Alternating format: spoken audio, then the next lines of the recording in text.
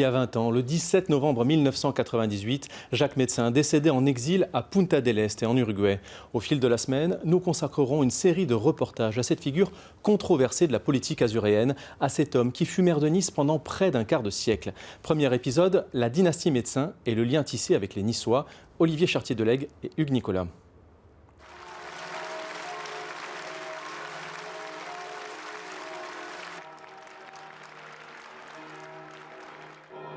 Sur le parvis de la cathédrale Sainte-Réparate, ils sont venus par milliers accompagner le cercueil.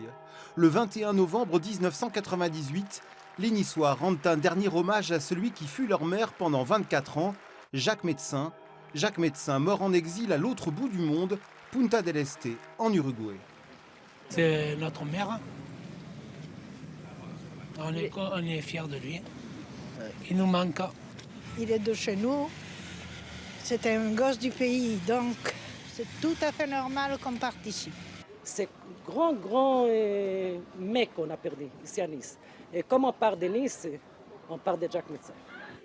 Ici s'écrit le dernier chapitre d'un destin en forme de roman. L'histoire d'une ascension, l'histoire d'une chute, l'histoire d'un homme célèbre et pourtant insaisissable, avec sa face lumineuse et sa part d'ombre. Jacques Médecin, c'est l'héritier d'un fief et d'un nom. Médecin, petit-fils d'Alexandre, fils de Jean, le roi Jean, comme l'appellent les Niçois, maire de Nice à partir de 1928. À la mort de Jean en 1966, Jacques prend les rênes de la ville. Il a alors 37 ans. C'est lui qui va prendre la suite dans les affaires politiques, aussi bien à la mairie qu'au conseil général. C'est lui qui va aussi reprendre à sa manière un certain nombre de combats de son père. Embellir la ville, essayer de la rendre moderne, de l'ouvrir au tourisme, ça va être une de ses actions principales, mais aussi de conserver ce sorte de particularisme niçois.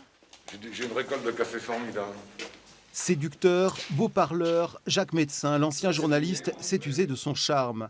Très vite, il s'invente un style, ou plutôt des personnages.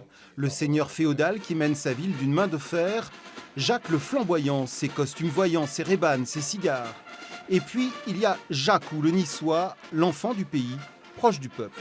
Nice è la storia di un piccino villaggio, e naquele villaggio era tout plein de bravi gens, et aquelli bravi gens, il y avait des gens de foire qui voulaient les pillar, le castel, la rocca, les jardins. Vous le lâchiez sur le cours Saleya, et pendant 2 ou 3 heures, vous n'arriviez pas à le récupérer. Avec la poissonnière de la place Saint-François à l'époque, c'était la même chose. C'était une relation extrêmement forte, charnelle. Il avait comment dirais-je, une façon d'appréhender les gens très affectueuse même. Et en même temps, c'était quelqu'un qui était très, très autoritaire et qui menait son équipe. La légende dorée de Jacques Médecin s'achèvera en roman noir.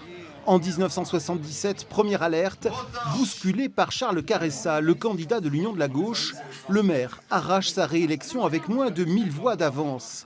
Jacques Médecin pense avoir échappé au pire, il se trompe. Plus dure sera la chute.